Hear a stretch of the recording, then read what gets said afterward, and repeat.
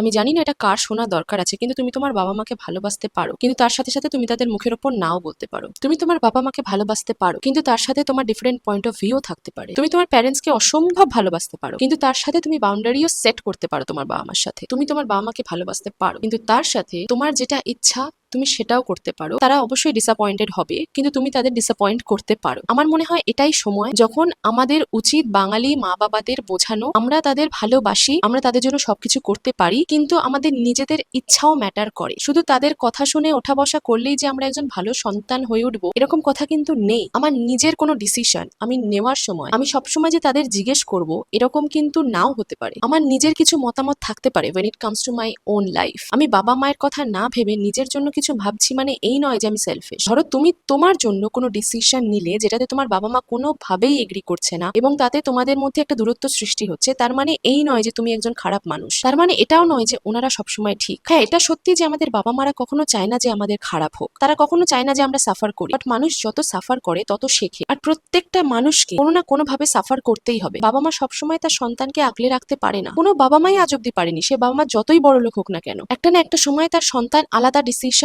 নেবেই। তাই আজকের দিনে দাঁড়িয়ে বাবা মা আর সন্তানের সম্পর্কটা রিডিফাইন করার দায়িত্ব সন্তানদেরই নিতে হবে।